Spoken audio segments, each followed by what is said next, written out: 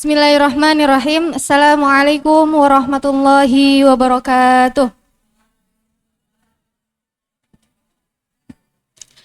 Alhamdulillah bini'amatihi tatimmus shalihat wa birahmatihi tukammilul hasanat wa usalli wa usallimu ala nabiyyina Muhammad habibina wa syafi'ina wa qurrati a'yunina sayyidina wa maulana Muhammad wa ala alihi wa sahbihi ajma'in, amma ba'd. Yang saya hormati para pendiri dan pengasuh pesantren Pasca Tahfidz Bait Al-Quran, Pusat Studi Al-Quran. Yang saya hormati para ustadz dan ustadzah, para pengurus dan seluruh jajarannya, serta tak lupa teman-teman santri Bait Al-Quran Angkatan 36 yang insya Allah dirahmati Allah Subhanahu wa Ta'ala. Pertama-tama, marilah kita panjatkan puji syukur kehadirat Allah Subhanahu wa Ta'ala, karena atas berkat karunia-Nya kita dapat berkumpul di tempat yang insya Allah penuh barokah ini. Salawat serta salam semoga tetap tercurah limpahkan kepada Nabi kita, Nabi besar Muhammad Sallallahu Alaihi Wasallam, beserta keluarganya, sahabatnya, dan umatnya hingga akhir zaman. Amin amin ya rabbal alamin. Baik, pada kesempatan kali ini saya akan menyampaikan sebuah kultum yang berjudul Nikmat dan Tanggung Jawab. Seringkali manusia itu melihat nikmat itu sebagai suatu yang menyenangkan saja, betul tidak? Salah. Seperti contohnya kita diberikan nikmat berupa kesehatan, kemudian kesempatan, diberikan waktu untuk belajar, mendalami ilmu, teman yang saling pengertian, lingkungan yang menyenangkan. Nah, namun terhadap nikmat-nikmat tersebut, kita seringkali menikmatinya, tapi sering juga kita melupakan bahwa nikmat-nikmat tersebut itu juga kelak akan dimintai pertanggungjawaban.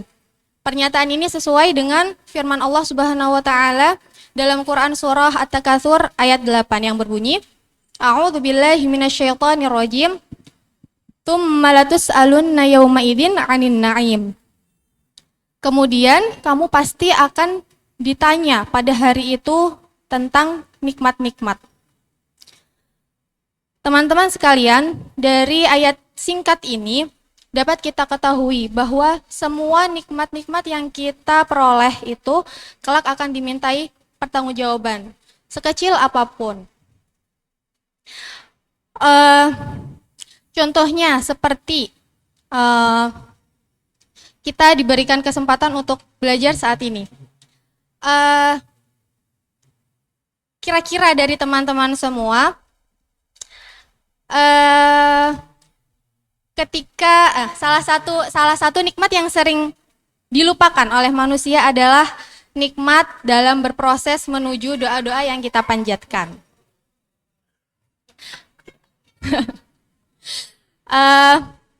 Namun ada pertanyaan. Kira-kira teman-teman ketika melihat sebuah proses itu, teman-teman melihatnya dalam bentuk nikmat atau justru sebagai beban? Beban. Nah, sebagian manusia itu ketika dia mempunyai kesempatan untuk berdoa kepada Allah, ia cenderung untuk meminta sesuatu hal yang besar.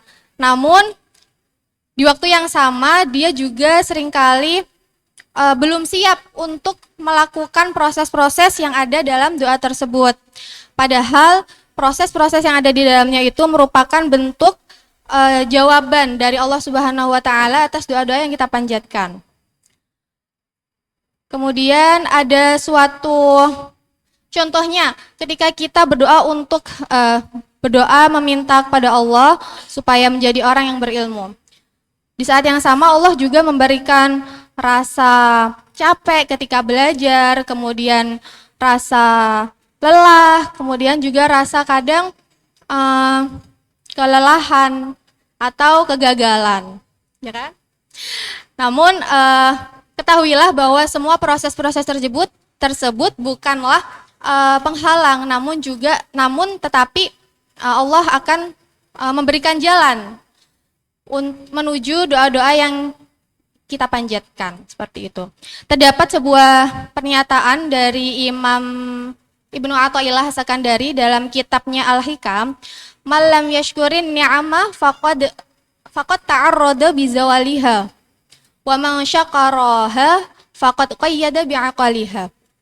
Barang siapa orang yang tidak mampu bersyukur atas nikmat-nikmatnya, maka sama saja ia menyerahkan nikmat tersebut untuk dihilangkan. Jadi sama saja ketika ia tidak mampu bersyukur, sama saja ia juga meminta Allah untuk nikmat itu segera dicabut. Namun barang siapa yang ia mampu bersyukur, sama saja ia telah mengikat nikmat tersebut dengan ikatan yang kuat gitu. Jadi teman-teman sekalian, pada intinya kita harus selalu ingat dan selalu sadar bahwa setiap proses yang kita lakukan itu adalah bagian dari nikmat-nikmat Allah yang sangat besar. Karena mungkin saja di luar sana banyak orang yang menginginkan posisi yang kita lakukan saat ini, namun mereka tidak mempunyai kesempatan yang sama. Jika kita masih bisa punya kesempatan untuk memperbaiki diri, itu adalah nikmat. Kemudian punya waktu untuk lebih dekat kepada Allah, itu juga merupakan nikmat yang sangat besar. Jadi mungkin cukup sekian. Akhir kata, semoga Allah Subhanahu wa Ta'ala menjadikan kita semua termasuk hamba-hamba yang pandai bersyukur, kemudian pandai dalam menjaga amanah nikmat, dan dimudahkan dalam proses menuju kebaikan-kebaikan. Amin ya rabbal alamin. Mungkin cukup sekian kultum singkat pada siang hari ini dari saya. Saya akhiri, wassalamualaikum warahmatullahi wabarakatuh.